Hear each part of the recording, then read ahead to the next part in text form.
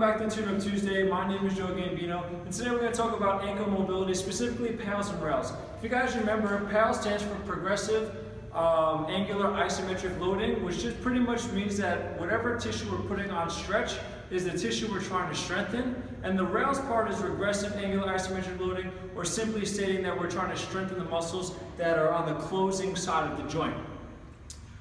So oftentimes, the ankles are a very, very important piece to fitness, to moving, because if we don't have the ability to bring our knees forward, when we try to squat, when we try to run, when we try to do all of these activities, we can be limited to cause compensation splices. So one of my favorite drills to do will be PAILs and rails for the ankles.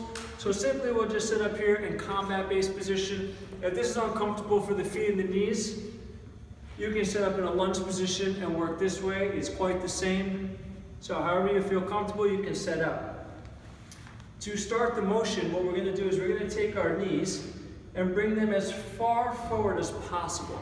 And one thing you want to keep in mind is as we're going forward, we do not want to see our hips shift out to the side, because this is compensation. It's no longer ankle mobility. This is as far as I can go, and then I stick my butt out to go forward. I'm not training my ankles anymore, so be very strict with how you're coming forward. So you're going to come straight forward until you can't go any further. Then you're going to take the front of your foot here and imagine there's a gas pedal underneath you.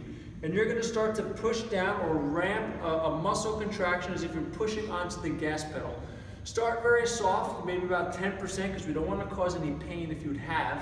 And then slowly ramp up. So we're going to start with 10%. We're going to work our way up to 25%. We're going to push harder and harder until we get to 50%.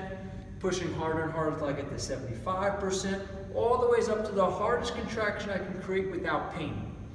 As you're doing this, we're going to hold this for 10 seconds. You should feel that the muscles in the back of the ankle are working. And once that 10 seconds is up and I'm pushing as hard as possible, I'm going to try to squeeze the muscles of the front of the ankle, and I'm going to try to bring the knee forward more. As I'm bringing the knee forward and I can't go any further, I'm going to try to lift the front of the foot off the ground. Now, we're going to hold this contraction, the rails contraction, for 10 seconds.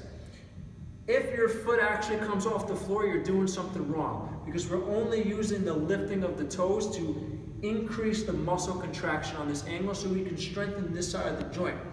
If I was back here and asked yourself to lift it up, you'd have no problem. But because we're taking up all of the motion already by bringing the knee forward, when we try to lift, nothing's going to happen, but we're creating that isometric contraction on the front of the ankle here, strengthening this side of the joint.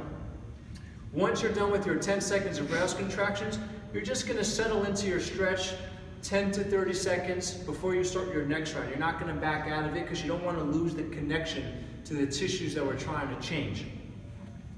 All right, so give that a try. 3 rounds, both sides, if you're lacking ankle mobility. See if it improves it, which it probably will. You can give yourself a little test. If I did one side, pull both feet up. One side comes a little bit higher now, meaning that, hey, even with 1 round, I got a little bit of short-term change. Do this over weeks, over months, you'll start to see long-term changes, and then you'll have better ankle mobility to complement your physical activity. Until next time, I'll see you guys next Tuesday.